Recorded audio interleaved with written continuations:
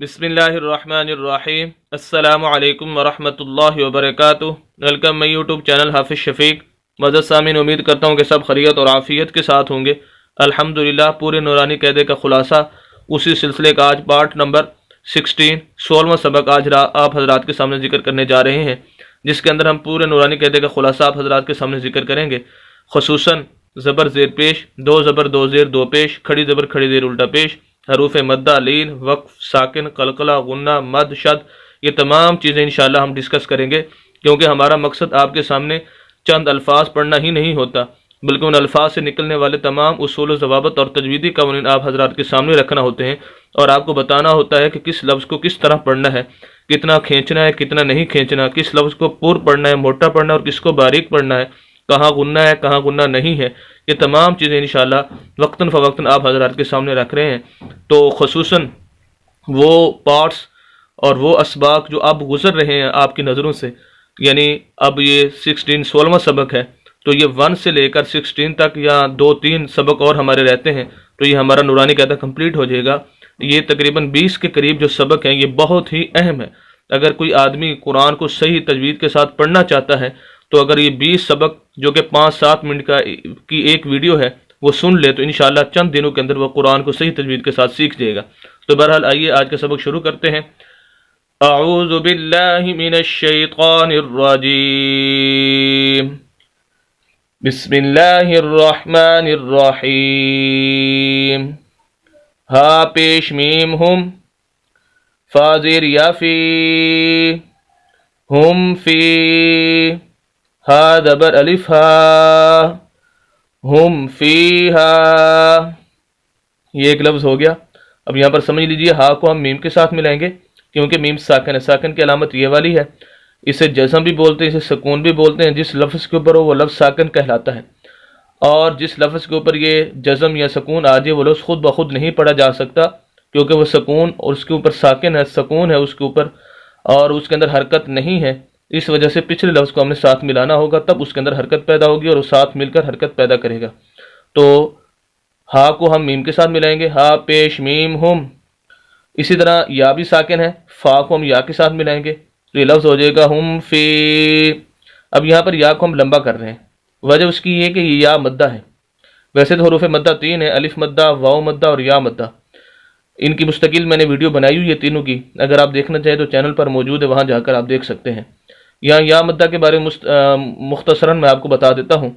ऐसी या साकिन जिसके पिछले लफ्ज़ के नीचे ज़ेर आ जाए, और यह कुरान के अंदर हरूफ मद्दा, अलिफ मद्दा, वाव मद्दा और या मद्दा बहुत ज़्यादा इस्तेमाल होते हैं।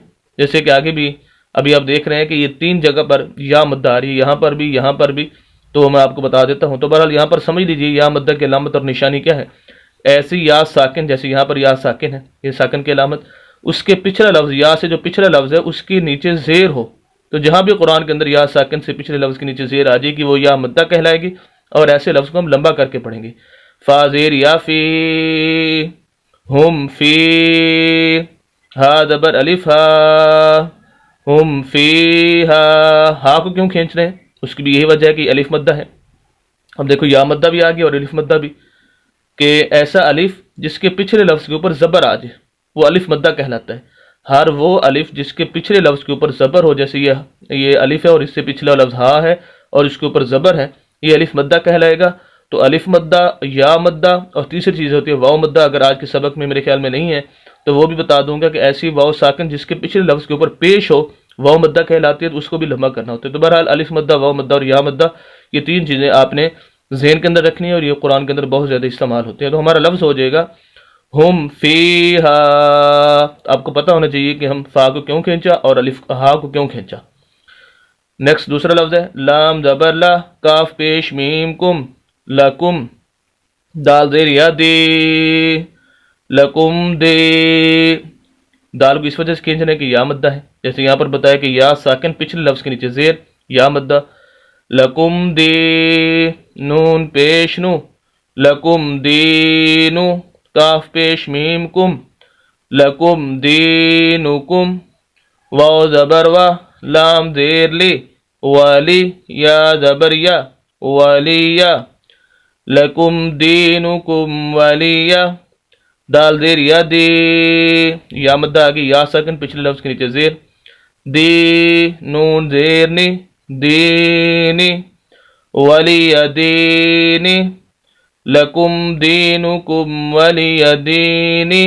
अब यहाँ पर आयत पूरी हो गई है, सूरह काफिरून की ये आयत मुबारक है, लकुम दीनुकुम वलिया दीन। अब यहाँ पर हमने वक्फ करना है, सांस तोड़ना है। उसका उसूल और तरीका ये है कि आखिरी लफ्ज़ जो है, आखिरी हर्फ जो भी है, उसको साकिन कर दिया जाए। यही वक्फ का तरीका है कि अगर उसके आखिर में ज़बर ज़ेर पेश वगैरह है तो आखिरी हर्फ, यानी यहाँ पर नून है आखिरी हर्फ, उसके नीचे ज़ेर है, तो इस नून को हम साकिन कर देंगे। साकिन कैसे? जैसे ये या साकिन है, जैसे ये वाली या साकिन है, मीम साकिन है, इस तरह इसके ऊपर भी जज़म आ जाएगी, सुकून आ जाएगा नून के ऊपर भी। जैसे इसके ऊपर सुकून और जज़म आएगी, इसकी ज़ेर ख़त्म हो जाएगी, फिर ज़ेर नहीं पड़ी जाएगी, क्योंकि जो हर्फ साकिन होता है, जैसे ये साकिन है, ये साकिन है, इसके ऊपर नीचे फिर कोई हरकत नहीं आ सकती। तो ये यहाँ पर नून भी साकिन हो जाएगा।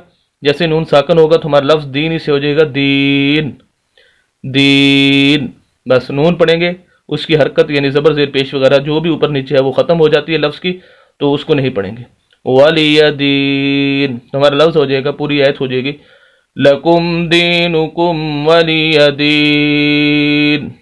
उम्मीद करता हूँ कि आज का ये सबक और ख़ुसूसन जो इन अल्फाज की रोशनी के अंदर आपको उसूल ज़वाबत और तजवीदी कवानीन बताए गए, उनको आप बखूबी समझ चुके होंगे। मज़ीद इस्लामी वीडियोज़ के लिए और कुरान को सही तजवीद के साथ पढ़ने के लिए हमारे यूट्यूब चैनल हाफिज़ शफ़ीक को ज़रूर सब्सक्राइब कीजिए। सदका जारिया समझकर हमारी वीडियोज़ को शेयर भी कीजिए। मिलते हैं नेक्स्ट वीडियो के अंदर कल इंशाअल्लाह। इजाज़त दें, अल्लाह हाफिज़।